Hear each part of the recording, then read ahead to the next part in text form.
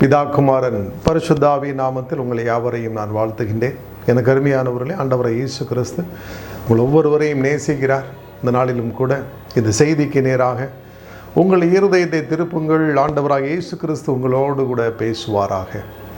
உங்களுடைய பிரயோஜனத்திற்கென்று இன்றைக்கு அலங்கரிக்கப்பட்ட மணவாட்டி என்கிற ஒரு தலைப்பிலே நாம் தியானிக்க போகின்றோம். மத்தேயு 24:27 சொல்லுகின்றது, மாயக்காரராகிய வேத பாரகரே, பரிசேயரே, உங்களுக்கு ஐயோ! வெள்ளையடிக்கப்பட்ட கல்லறைகளுக்கு ஒப்பாக இருக்கிறீர்கள்.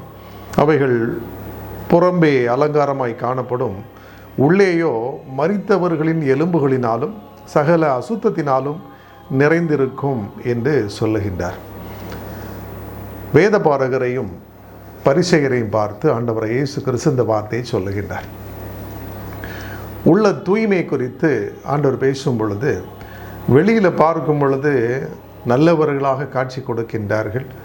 ஆனால் உள்ளத்திலேயோ ஒரு கல்லறைக்குள்ளாக எப்படி துர்நாற்றம் வீசுமோ, பிணம் செத்து அதனுடைய நாற்றம் வீசுமோ, அதே போன்ற ஒரு இருதயம் அவர்களுக்கு இருக்கிறதை ஆண்டவர் இயேசு கிறிஸ்து சுட்டி காட்டுகின்றார். எனக்கு அருமையானவர்களே, இயேசு கிறிஸ்து இருதயத்தை பார்க்கின்றவர். மனுஷன் முகத்தை பார்ப்பான், கர்த்தரோ இருதயத்தை பார்க்கிறார். இருதயம் உலகத்தினுடைய சிற்றின்பங்களினாலே அலங்கரிக்கப்பட்டிருக்க கூடாது.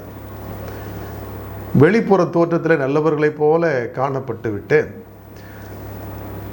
உள்ளான மனுஷன் எல்லா விதமான கேடுள்ள சிந்தையோடு கூட இருந்தால், கேடான பாவ பழக்க வழக்கங்களுக்குள் கிடந்தால், ஆண்டவரை இயேசு கிறிஸ்துவுக்கு முன்பாக நாம் பரிசுத்தவான்கள் ஆகிவிட முடியாது. இந்த கடைசி நாட்களில் மணவாளன் வர இருக்கின்றார். ஆண்டவரை இயேசு கிறிஸ்து என்கின்ற மணவாளன் வரும் பொழுது சபையாகிய மணவாட்டி அலங்கரிக்கப்பட்ட, பரிசுத்த அலங்காரத்தோடு கூட அலங்கரிக்கப்பட்ட ஒரு நிலைமையிலே இருக்க வேண்டும் என்று சொல்லி ஆண்டவர் எதிர்பார்க்கின்றார். தேவனுக்கு முன்பாக, இயேசு கிறிஸ்துவுக்கு முன்பாக ஒருவரும் பொய் சொல்ல முடியாது, பொய் சொல்லி தப்பிக்கவும் முடியாது. அவர் அந்தரங்கங்களிலே பார்க்கின்றவர். எனவே தான் சங்கீதக்காரனாகிய தாவீது சொன்னார், நான் பாதாளத்தில் இறங்கி அங்கே படுக்கை போட்டாலும் தேவரீர் அங்கே இருக்கிறீர், உம்முடைய கண்களுக்கு மறைவாக நான் எங்கே ஓடுவேன் என்று சொன்னார். தேவனுக்கு முன்பாக எல்லாம் வெளியரங்கமாக இருக்குது. அவர் எல்லா இடத்திலேயும் நிறைந்திருக்கிறபடினாலே அவர் எல்லாவற்றையும் பார்க்கிறவராக இருக்கின்றார். அப்படி கண்களுக்கு மறைவாக ஒருவரும் தப்பித்து ஓட முடியாது. மனுஷருடைய செய்கைகள் ஒவ்வொன்றும் குறித்து வைக்கப்படுகிறது. பரலோகத்தில் ஞாபக புஸ்தகம் என்று ஒன்று இருக்கின்றது, ரிமைண்டர்ஸ் டைரி என்று சொல்லுவாங்க. அதில் நாம் செய்கின்ற ஒவ்வொரு கிரியைகளும் அங்கே குறித்து வைக்கப்படுகிறது. அதற்கென்று தேவ தூதர்களை ஆண்டவர் நியமித்து ஒவ்வொரு மனுஷருடைய செயல்களையும் குறித்து வைக்கிறார். இப்பொழுது நான் பேசிக்கொண்டிருக்கிறேன் என்று சொன்னால், நான் ஆண்டவருக்காக பேசிக்கொண்டிருந்த இந்த நாளானது, இந்த வார்த்தைகள் எல்லாம் மனுஷன் செய்கின்ற கிரியைகளாக, தேவனுக்காக செய்கின்ற கிரியைகளாக பரலோகத்தில் குறித்து வைக்கப்படும். இந்த சாயங்காலம் அநேகருக்கு குடித்து வரித்து விபச்சார வேஷித்தனம் பண்ணி உலக சிற்றின்பங்களுக்குள்ள போக வேண்டிய ஒரு நேரமாக காணப்படுகின்றது. அப்படிப்பட்ட எல்லா கிரியைகளும், அவர்கள் செய்கின்ற எல்லா பாவ கிரியைகளும் பரலோகத்தில் குறித்து வைக்கப்படுகிறது. நியாய தீர்ப்பு நாளில் அவருடைய பாவங்கள் இந்த உலகத்தில் இருக்கும் பொழுதே மன்னிக்கப்படாவிட்டால் ஒவ்வொரு கிரியைகளும் வெளிப்படுத்தப்படும். ஒரு பாவம் கூட விடுபடாமல் எல்லாவற்றையும் ஆண்டவர் இயேசு கிறிஸ்து அந்த நாளிலே வெளியரங்கமாக்குவார். அதை பார்த்து நாம் வெட்கப்பட்டு போய் நிற்போம். எனவே தான் இந்த உலகத்தில் வாழும் பொழுதே நாம் பரிசுத்தமாய் வாழ வேண்டும், பரிசுத்தத்தை காத்து கொள்ளணும். ஆண்டவர் விரும்புகின்ற ஒரு பாத்திரமாக நாம் வாழ்ந்து அவரை மகிமைப்படுத்தணும். உலகத்தினுடைய மகிமை ஆண்டவரை கனப்படுத்துகிறதா இருக்கணும். இந்த உலகத்தில் நாம் அழியாமையை தேடணும். ரோமர் 2ஆம் அதிகாரத்திலே நாம் அதை பார்க்கின்றோம். சோர்ந்து போகாமல் நற்கிரிகளை செய்து மகிமையும் கனத்தையும் அழியாமையும் தேடுகிறவர்களுக்கு நித்திய ஜீவனை கொடுப்பார் என்று சொல்லி நாம் அங்கே பார்க்கின்றோம். அப்போது இந்த உலகத்தில் இருக்கின்ற சிற்றின்பங்களுக்குள் போகின்ற மனுஷர்கள் அதற்கேற்ற தண்டனையை பெறுவார்கள். எனக்கு அருமையானவர்களே, வேதம் தெளிவாக சொல்லுகின்றது, இப்படி வெளி தோற்றத்திற்கு நல்லவர்களைப் போல காணப்பட்டு விட்டு உள்ளான மனுஷனிலே அதிக கேடான சிந்தனைகள், எல்லாவற்றை பார்க்கலும் இருதயம் அதிக திருக்குள்ளதும் கேடுள்ளதுமாக இருக்கின்றது.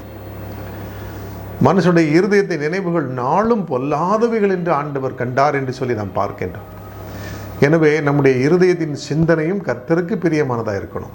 பரிசுத்த ஆவியானவர் உங்களை ஆளுகை செய்யும் பொழுது, ஆவி ஆத்மா சரீரம் இயேசுவின் கரத்தில் நாம் ஒப்பு கொடுத்திருக்கும் பொழுது, கிறிஸ்துவின் சிந்தை நம்மை காக்கும் பொழுது எல்லா துர்ச்சிந்தைகளும் அகன்று போகும். ஒருவரை குறித்து தாறுமாறாக யோசிக்கின்ற எல்லா தேவையில்லாத சிந்தனைகளும் நீங்கி போகும்.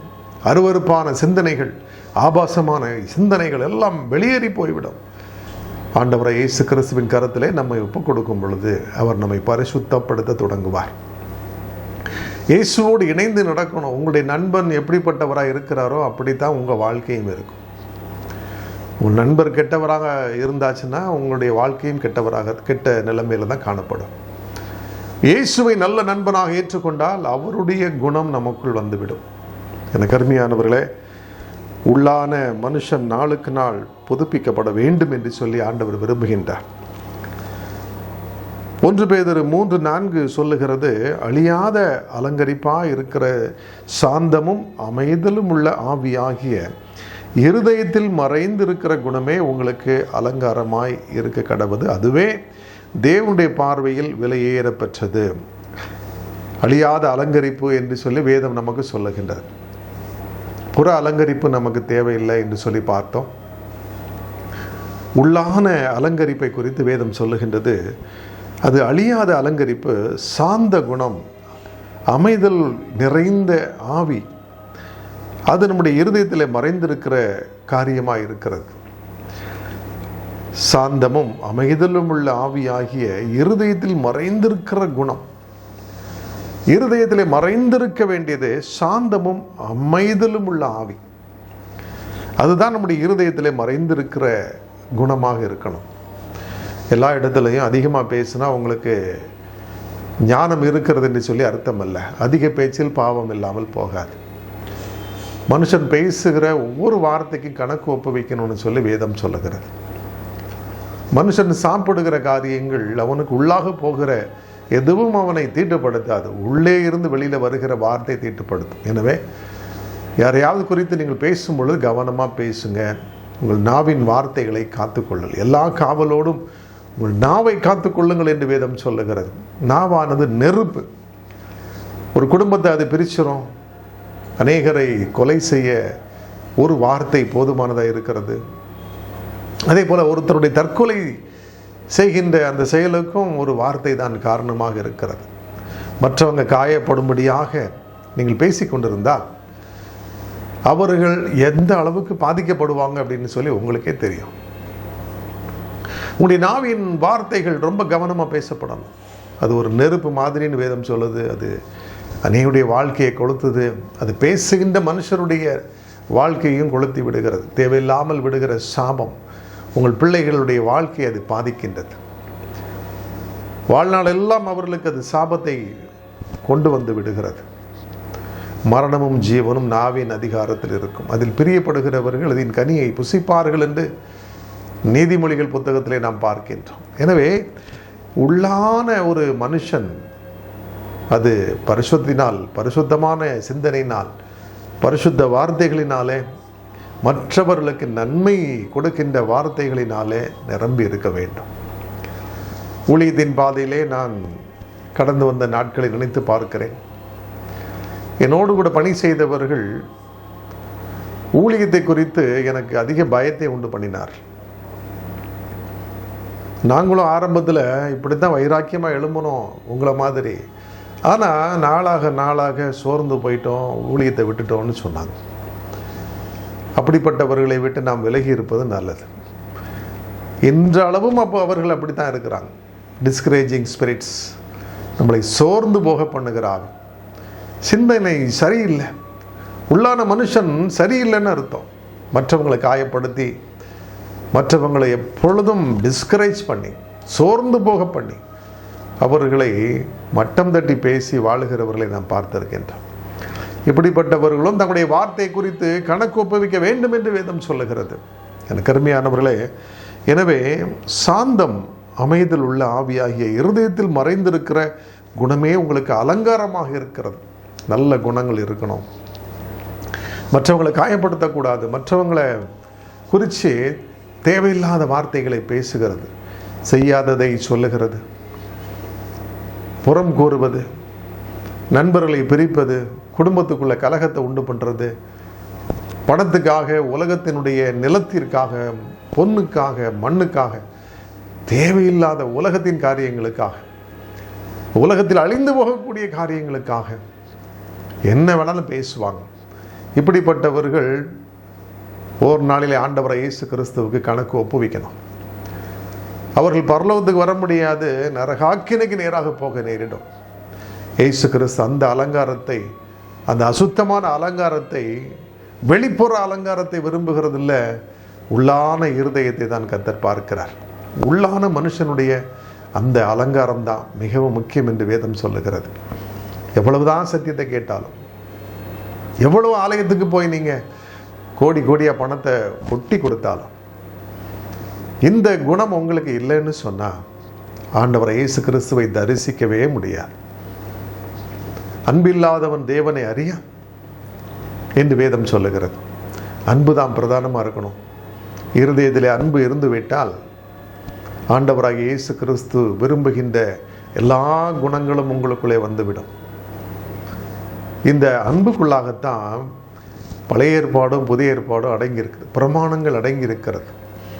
தேவன் நம்மை நேசித்தது போல ஒருவரை ஒருவர் நேசிக்க வேண்டும் என்று வேதம் நமக்கு கற்றுக் கொடுக்கின்றது. அன்பில்லாதவர்கள் எளிதாக மற்றவர்களை தூக்கி எறிந்து பேசுவார்கள். ட்ரெயினில் பிரயாணப்படும் பொழுது ஒருவர் தன்னுடைய பேக்கை எடுத்து முதல்ல வச்சு ஒரு சீட்டை ரிசர்வ் பண்ணிட்டார், அன்ரிசர்வ்ட் கோச்சில். இன்னும் சிலர் ஏறிக்கொண்டு எங்களுக்கு அந்த இடம் வேணும்னு சொல்லி, இங்கே ரிசர்வேஷன்லாம் கிடையாதுன்னு சொல்லி சண்டை போடுறாங்க. ஒரே வாய் தகராறு, கலகம் முற்றுகிறது. இன்னும் கொஞ்ச நேரத்தில் அடிப்படி வந்துடும் போல இருக்குது. நான் பார்த்து கொண்டிருந்தேன். வேதம் சொல்லுகிறது, சமாதானம் பண்ணுகிறவர்கள் பாக்கியவான்கள், அவர்கள் தேவனுடைய புத்திரர் எனப்படுவார்கள் என்று சொல்லி.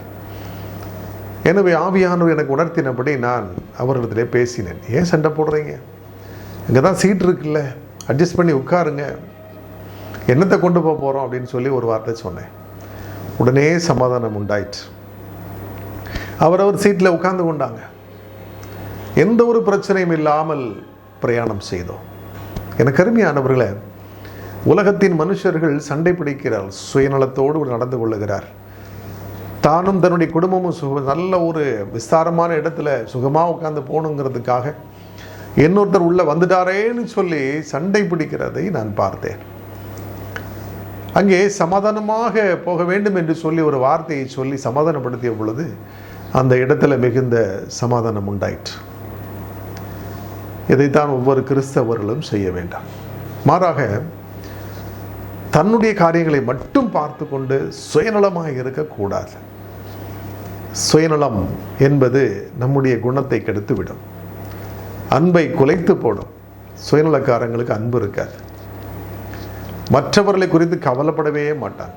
தான் முன்னேறணுங்கிறதுக்காக யாரையும் காலு கீழே போட்டு மிதித்து ஏறி போயிட்டே இருப்பாங்க.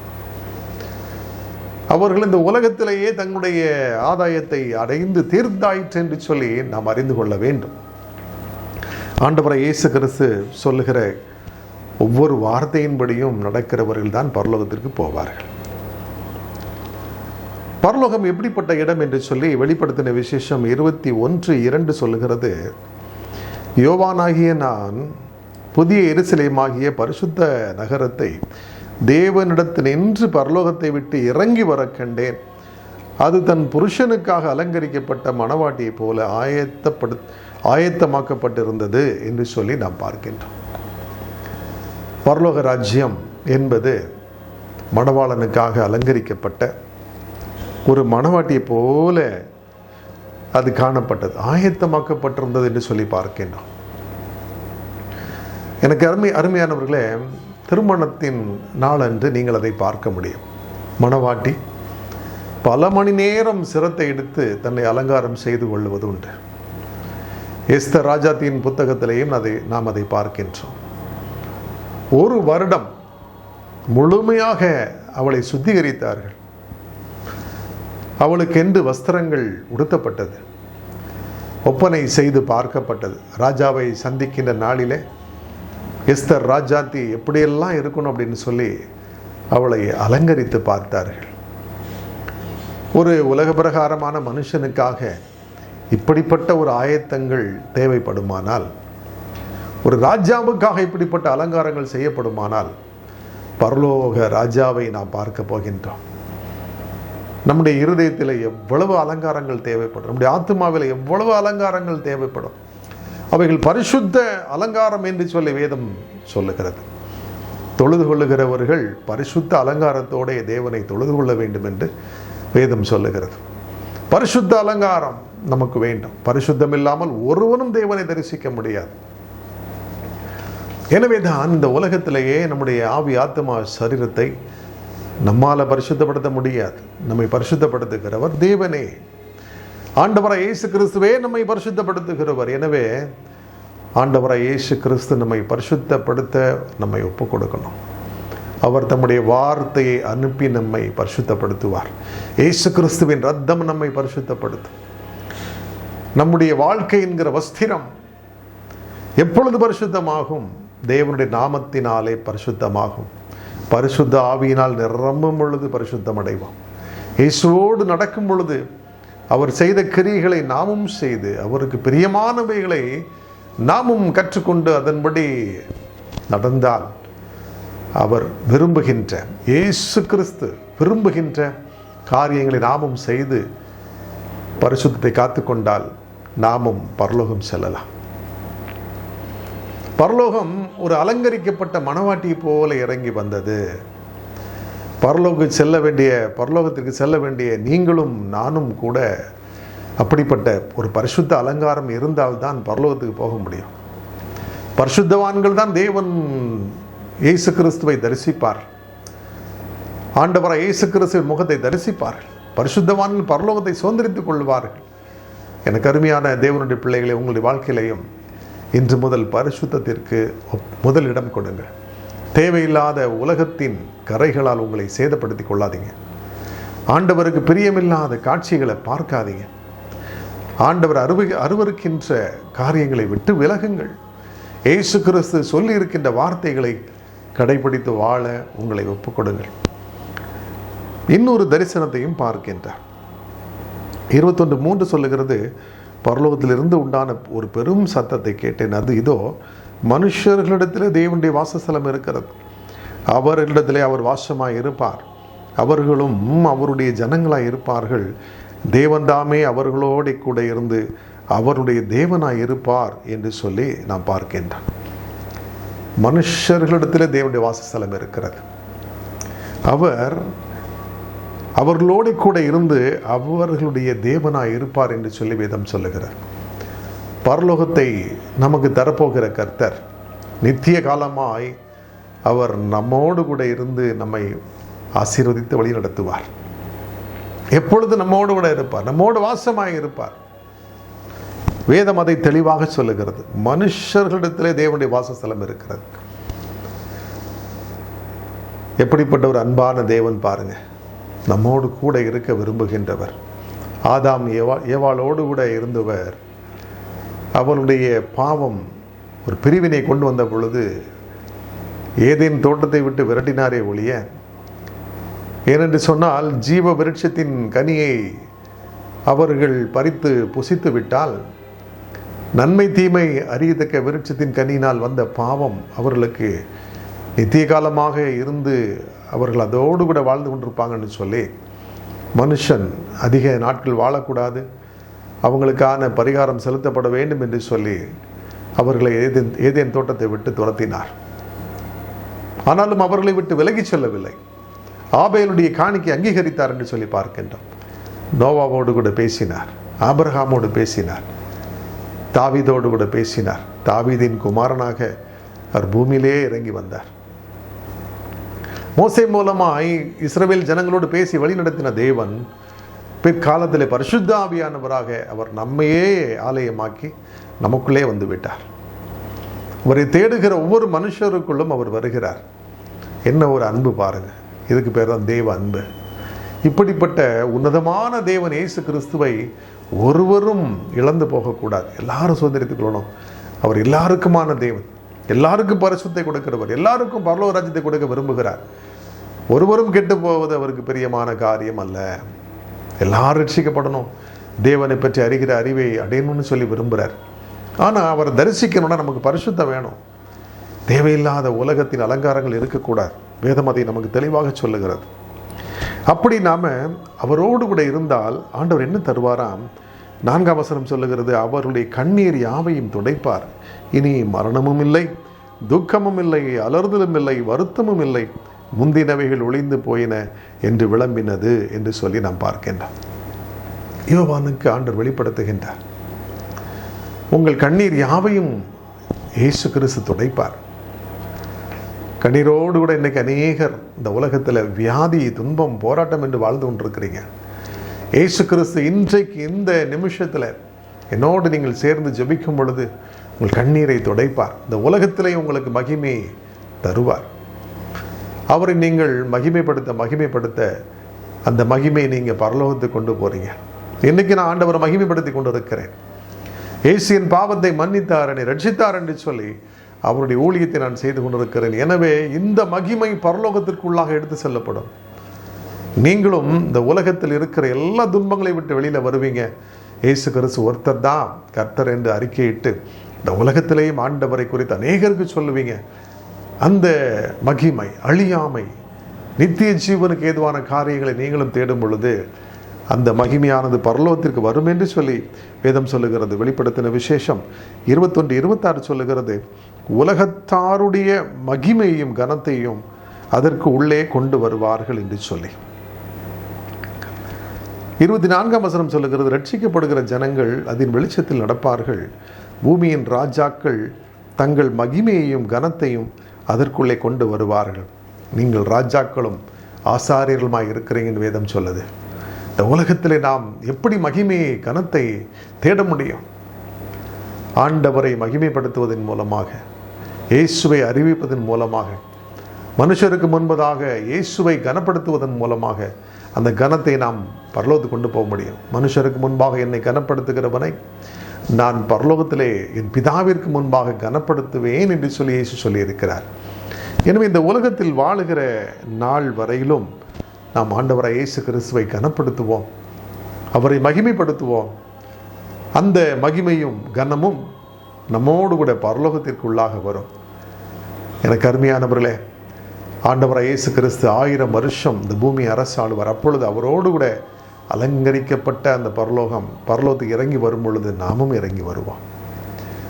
நியாய தீர்ப்பிலே ஆண்டவராய் இயேசு கிறிஸ்து நம்மை நல்ல தீர்ப்பை கொடுத்து நாம் செய்த கிரியைகளுக்கு தக்கதான பலனை நமக்கு தந்து நம்மை பரலோகத்திற்கு கொண்டு போய் சேர்ப்பார்.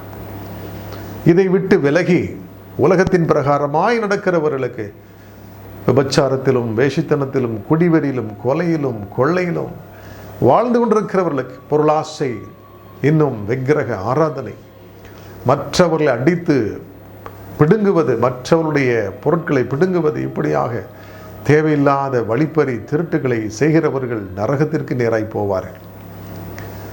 மற்றவர்களை கெடுக்கிறவர்களை தேவன் கெடுப்பார். தன்னுடைய சரீரத்தை கெடுக்கிறவர்களை, குடித்து வெறித்து அலைகிறவர்களை, தங்கள் சரீரத்திலே பாவம் செய்கிறவர்களை தேவன் கெடுப்பார். ஆனால் அதற்கு மாறாக பரிசுத்த அலங்காரத்தோடு கூட தேவனை தொழுது கொண்டு அவருடைய வார்த்தைக்கு செவி கொடுத்து சாந்த குணம், அமைதியில் உள்ள ஆவியை பெற்றுக்கொண்டு அப்படிப்பட்ட குணத்தோடு கூட வாழ்ந்து இந்த உலகத்தில் அநேக ஆத்துமாக்களை ஆதாயம் செய்து தேவ அன்பை வெளிப்படுத்தி அநேகருக்கு சமாதானத்தை உண்டு பண்ணி வாழ்ந்து கடைசி வரைக்கும் புண்ணியங்களை, கீர்த்தியை, புகழ்ச்சியை, தேவனுக்கு மகிமையை தேடுகிறவர்கள் நித்திய ஜீவனை பெற்றுக்கொள்ளுவார். நம்முடைய வாழ்க்கையின் லட்சியமே, நாம் பிறந்த நோக்கமே இயேசு கிறிஸ்துவை மகிமைப்படுத்தணும், வேறு ஒன்றுமல்ல. இதை விட்டு உலகத்தினுடைய செல்வத்தையும் உலகத்தினுடைய மகிமையும் நாம் தேடி ஓட நம்மை ஒப்பு கொடுக்காதபடி கவனமாக இருப்போம். நம்மை தாழ்த்தி இயேசுவின் கரத்தில் ஒப்பு கொடுப்போம். நாம் ஜெபிக்கலாம். அன்பின் பரலோக பிதாவே, ஆசீர்வதிக்கப்பட்ட இந்த வேலைக்காக உமக்கு நன்றி செலுத்துகின்றோம். இயேசு மகாராஜா, இந்த நேரத்திலும் தேவரீர் எங்களோடு கூட இடைப்பட்டதற்காக உமக்கு கொடான கொடி ஸ்தோத்திரம். இந்த நாளிலும் ஆண்டவரே, என்னால் பரிசுத்தமாக வாழ முடியலையே, என்கிட்ட ஒரு பரிசுத்த அலங்காரம் இல்லையே என்று சொல்லி அங்கலாய்க்கிற ஒவ்வொரு பிள்ளைகளையும் கண்ணோக்கி பார். நீங்கள் அவங்களுக்கு உதவி செய்யுங்கப்பா. உலகத்தின் சிற்றின்பங்களிலிருந்து அவங்க வெளியில் வரட்டும். இருதயத்திலே பாரமான காரியங்கள் உண்டு, அப்படிப்பட்ட பாரங்கள் எல்லாம் எடுத்து போடுங்க. ஒரு வயதான மூதாட்டியை நான் பார்க்கின்றேன். இருதய வலியினால் நீங்கள் துடித்து கொண்டிருக்கிறீங்க. ஆண்டவரை இயேசு கிறிஸ்துவின் கரம் உங்களை தொட்டு சுகமாக்குகிறது. ஒரு பாத்திரத்தில் பரிசுத்தமான தண்ணீர் வைக்கப்பட்டிருக்கிறது நான் பார்க்கின்றேன். ஜீவ தண்ணீர் ஊற்றுக்களை பார்க்கிறேன். அநேகருக்கு ஆண்டவர் அபிஷேக தைலத்தை ஊற்றி அவர்களை அபிஷேகம் பண்ணுகிறார். பரிசுத்த ஜலம் தெளித்து அநேகரை பரிசுத்தப்படுத்துகின்றார். என்னால் பரிசுத்தமாக முடியல என்று சொல்லி அங்கலாய்க்கிற ஒவ்வொரு பிள்ளைகளுக்கு ஆண்டவர் உதவி செய்கிறார். பரிசுத்தப்படுத்துகிறவர் தேவன். வார்த்தை அனுப்பி பரிசுத்தப்படுத்துகின்றார். இன்றைக்கும் அநேகர் மேலே பரிசுத்த ஆவியானுடைய வல்லமை இறங்குகிறதை காண்கிறேன். அசுத்த ஆவிகள் அலறி ஓடுகிறதை பார்க்கிறேன். அநேக வீடுகளை விட்டு பில்லி சூனிய கட்டுகள் அறுக்கப்பட்டு ஒரு விடுதலை உண்டாகிறதை பார்க்கிறேன். மந்திரங்கள் சூனியங்கள் செய்கிற அநேகர் இன்னைக்கு தொடப்படுகிறதை பார்க்கிறேன். இயேசுவின் நாமத்தில் சியோனின் சிறையிருப்பை கர்த்தர் திருப்புகிறதை பார்க்கிறேன். இயேசுவின் நாமத்தில் விடுதலைகளை பெற்றுக்கொள்ளுங்க. உங்கள் வீடுகளை விட்டு அநேக அக்கிரமமான காரியங்கள் வெளியேறி போகிறது. பாவ சிந்தனை மறைகிறது. விபச்சார ஆவி வெளியேறி போகிறது. இயேசுவின் நாமத்தில் ஒரு விடுதலை உண்டாகிறது. அந்தகார இருள் நீங்கி போகிறது. இருளை வெளிச்சமாக்குகிற தேவனுடைய வல்லமை இப்பொழுதும் ஒவ்வொருவர் மேல் என்னோடு கூட சேர்ந்து ஜெபிக்கிற ஒவ்வொருவர் மேலும் இறங்கி வருகிறதை காண்கிறேன்.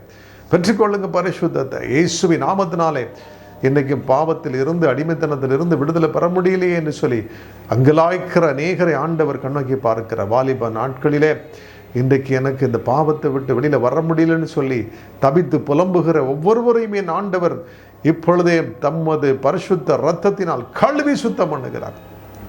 என்னோடு ஜெபிக்கிற ஒவ்வொருவரையும் விடுதலையாக்குகிற பரலோகத்திற்கு ஆயத்தப்படுத்துகிறார். ஒரு பரிசுத்த வஸ்திரம் உங்கள் மேல் வந்து விழுகிறத நீங்கள் இப்போ பார்க்கிறீங்க.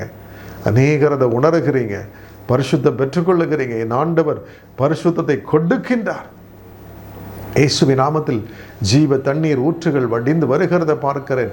அநேக ஒரு 13 வயது 15 வயது நிரம்பிய சிறுமிகள் அபிஷேகத்தால் நிரம்புகிறத நான் பார்க்கின்றேன். இயேசுவின் நாமத்தினாலே பரிசுத்த வல்லமை ஒவ்வொருவரையும் ஆளுகை செய்கிறதை பார்க்கிறேன். இயேசுவின் நாமத்தில் ஒரு விடுதலை உண்டாகிறது. தேவ பிரசன்னம் உங்களை நிரப்பினதற்காக ஆண்டவர் நன்றி சொல்லுங்கள். உங்களை தாழ்த்தி ஒப்புக் கொடுக்கிறோம். இயேசுவின் நாமத்தில் ஜெபம் கேளும் நல்ல பிதாவே. ஆமென், ஆமென். எனக்கு அருமையானவர்களே, என்னை தொடர்பு கொண்டு ஜெபியுங்கள். இயேசு கிறிஸ்து உங்களை விடுதலையாக்குவார். God bless you.